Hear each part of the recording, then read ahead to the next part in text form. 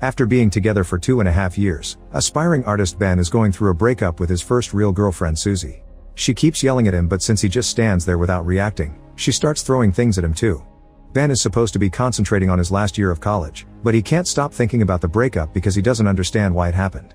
It doesn't help that he must watch Susie flirt with a new guy during lunch, which makes him wonder if she had been cheating on him. His best friend Sean says he needs a rebound to feel better, but Ben has trouble trusting the advice of a guy who always has terrible luck with women. During art class, he starts drawing a beautiful classmate instead of the model and the teacher scolds him for it. Living in a student accommodation house means Ben shares the building with 120 people his age, so every night he hears them getting dirty. Tonight he can't sleep, so he decides to call Susie, waking her up. He apologizes to her and asks her to get back together, but she turns him down and mentions the new guy. Afterward, Ben still can't sleep and starts looking at his pictures with Susie. He considers burning them, but can't bring himself to do it. As days pass, Ben develops insomnia. He tries a bunch of methods to try to sleep, but nothing works, and even though he chooses different activities to keep himself busy, his thoughts keep going back to Susie. One evening he's getting snacks at the grocery store and notices that they're looking for employees for the night shift. He fills in an application and ends up zoning out during the interview, but he gets the job anyway. Now Ben can start using his insomnia to make some money. One of his co-workers is Sharon, the cashier, who is very nice and welcoming. One night she arrives late and their boss Jenkins scolds her, but Ben can't help noticing him getting a little handsy.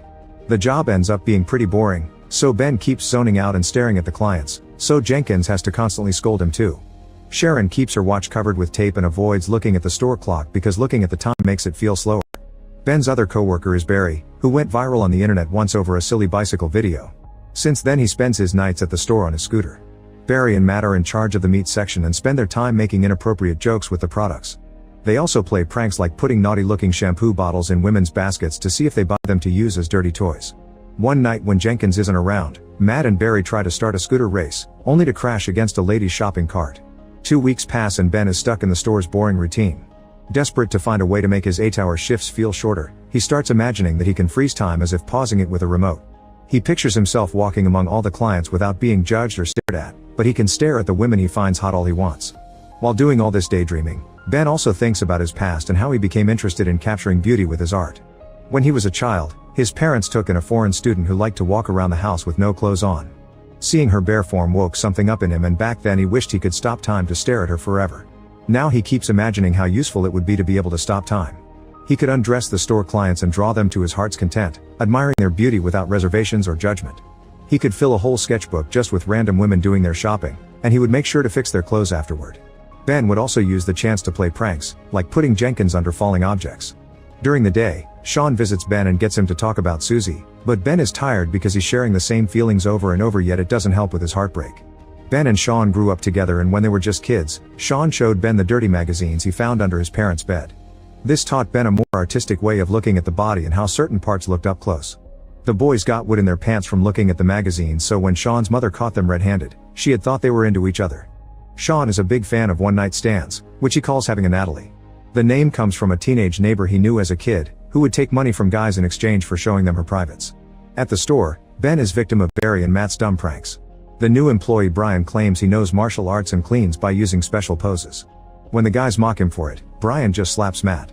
Ben is slowly developing a crush on Sharon and even shares his food with her while wishing he could freeze the moment forever. One night Ben is devastated to hear Matt ask Sharon out and she accepted. Matt starts making dirty noises about his plans for the date, so Ben has to walk away while remembering all the crushes he's had. His first one was a professional runner who he watched at Olympic events. He was attracted to her because she ran barefoot. His second crush was his biology teacher because Ben liked the very tight sweaters and pretty skirts she wore. The biggest crush of all had been a classmate named Tanya. One day she broke her arm and came to class with a cast, so Ben enjoyed watching her struggle with it or find ways to take care of her itch. When Tanya asked him to sign the cast, Ben only drew an X. After the cast came off, her arm was covered in hair and the other boys mocked her for it. Ben comforted her and told her she was still beautiful, so she agreed to be his girlfriend. When Tanya asked him for their first kiss, Ben panicked and told her to meet him the next day. He was hoping that coming to school on a Saturday without anyone around would make the moment more romantic. However, Tanya didn't show up for the kiss and didn't come to class ever again because the family moved out of the country. In the present, Ben and Sean are playing chess and Sean can tell Ben is still not well because he's losing. Ben shares the situation with Sharon and Sean advises him not to lose hope since only one date doesn't mean anything. But Ben knows Sean gets handsy on the first date, so his advice means nothing. The next day when the night shift begins, Matt tells the group all the details about his date with Sharon, including a description of her bare body. The conversation is interrupted by Jenkins, who announces they'll be playing a soccer match against the employees from another branch next weekend. When the day comes, Sharon shows up to support them and Ben has to watch how Matt keeps flirting with her. The other team has nice uniforms and good communication, so Ben's group doesn't have much hope. When the match finally begins, the other team immediately proves to be superior. Ben's group keeps falling and bumping into each other, not to mention Jenkins keeps taking business calls in the middle of the field. Their opponents sometimes play dirty, but the referee doesn't seem to notice and Ben's team has to stop Jenkins from beating him up. Brian is a very bad goalkeeper who somehow manages to make the ball bounce right into his goal area. With 1 minute left, Ben's team is losing 26-0, so Jenkins wants them to at least make one goal before the match ends. According to plan, Ben passes the ball to Jenkins and he kicks it at the goal area, only for the ball to bounce on the metal bar. Matt immediately kicks it and accidentally hits Jenkins' face. Tired of all this clowning, Ben imagines what it would be like to freeze this moment and walk out of the match to avoid the shame. He would stare at Sharon for a second before going for a drink, but the moment would be interrupted by a weird noise. Suddenly a man would run out of the scene, and Ben realizes what a loser he is, that even in his fantasy he can't do things well. Back to the match, Jenkins' nose is heavily bleeding, so he needs a doctor. Before driving his boss to the hospital, Matt asks Ben to take Sharon home.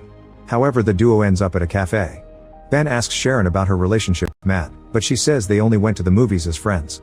She's horrified to hear the lies Matt has been saying and explains she's single because her last boyfriend moved to the USA. In return, Ben tells her about Susie. They chat for a while about their life choices, college, and their dreams for the future. Sharon thinks painters are romantic because they can see the beauty in everything.